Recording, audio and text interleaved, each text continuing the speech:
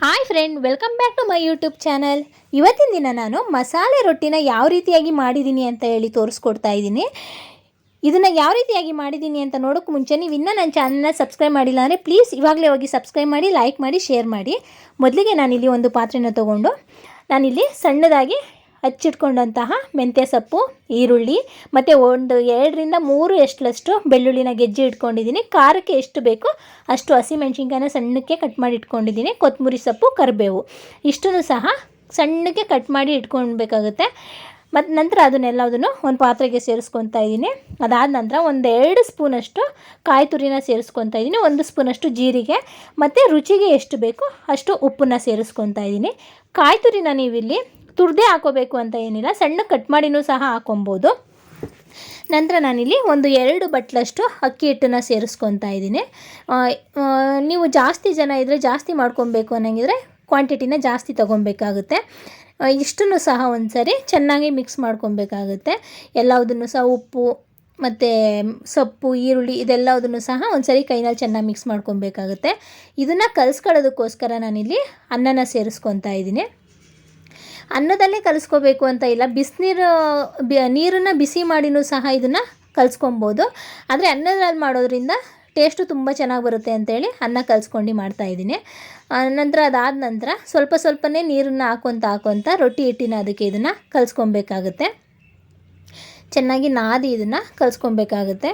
ನೋಡಿ, ಇವಾಗ ಈ ಥರ ನಾದ್ಕೊಬೇಕಾಗುತ್ತೆ. ಇದನ್ನು ಉಂಡೆ ಕಟ್ಟಿದ್ರೆ ಕೈಗೆ ಅಂಟ್ಕೋಬಾರ್ದು, ಆ ಥರ ಇದನ್ನು ಕಲಿಸ್ಕೊಬೇಕಾಗುತ್ತೆ. ಚಪಾತಿ ಹಿಟ್ಟು, ರೊಟ್ಟಿ ಹಿಟ್ಟು ಇದೆಲ್ಲ ಕಲಿಸ್ತೀವಲ್ವ, ಅದಕ್ಕೆ ಕಲಿಸ್ಕೊಂಡ್ರೆ ಸಾಕು. ಇವಾಗ ಇದು ರೆಡಿಯಾಗಿದೆ.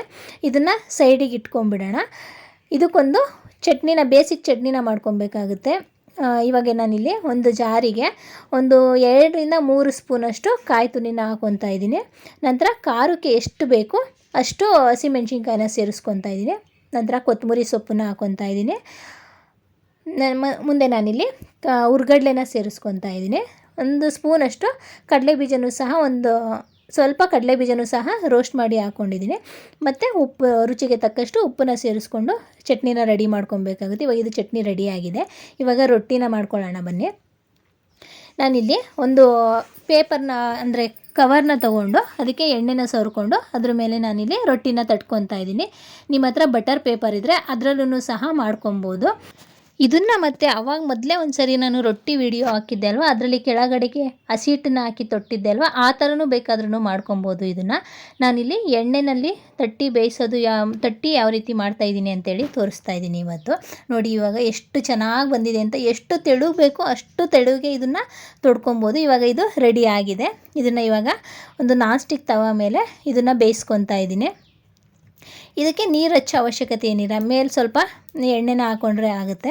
ಇವಾಗ ನೋಡಿ, ಇದಕ್ಕೆ ನಾನಿಲ್ಲಿ ಫೋರ್ಕಿಂದ ಸ್ವಲ್ಪ ತೂತಗಳನ್ನ ಮಾಡ್ಕೊತಾ ಇದ್ದೀನಿ. ನಂತರ ಇದಕ್ಕೆ ನಾನು ಸ್ವಲ್ಪ ಎಣ್ಣೆನ ಸವರ್ಕೊತಾ ಇದ್ದೀನಿ ಅಷ್ಟೇ. ತುಂಬ ರುಚಿಯಾಗಿರುತ್ತೆ, ತುಂಬ ಟೇಸ್ಟಿಯಾಗಿರುತ್ತೆ. ಇಲ್ಲಿ ಮೆಂತ್ಯ ಸೊಪ್ಪನ್ನೇ ಸೇರಿಸ್ಕೋಬೇಕು ಅಂತ ಏನಿಲ್ಲ. ನೀವು ಮೆಂತ್ಯ ಸೊಪ್ಪು ಬದಲಿಗೆ ಸಬ್ಬಕ್ಕಿ ಸೊಪ್ಪನ್ನು ಸಹ ಹಾಕ್ಕೊಂಡು ಮಾಡ್ಕೊಬೋದು. ಅದನ್ನು ಅಷ್ಟೇ ತುಂಬ ಚೆನ್ನಾಗಿರುತ್ತೆ. ನಮ್ಮ ಮನೆಯಲ್ಲಿ ಆಲ್ಮೋಸ್ಟ್ ಒಂದು ವಾರದಲ್ಲಿ 2ರಿಂದ 3 ದಿನ ಅಂತೂ ರೊಟ್ಟಿ ಮಿಸ್ ಇಲ್ಲ. ಯಾವಾಗಲೂ ರೊಟ್ಟಿ ಮಾಡ್ತಾನೆ ಇರ್ತೀವಿ. ಏಕೆಂದರೆ ನಮಗೆ ರೊಟ್ಟಿನೇ ತುಂಬ ಇಷ್ಟ ಆಗುತ್ತೆ.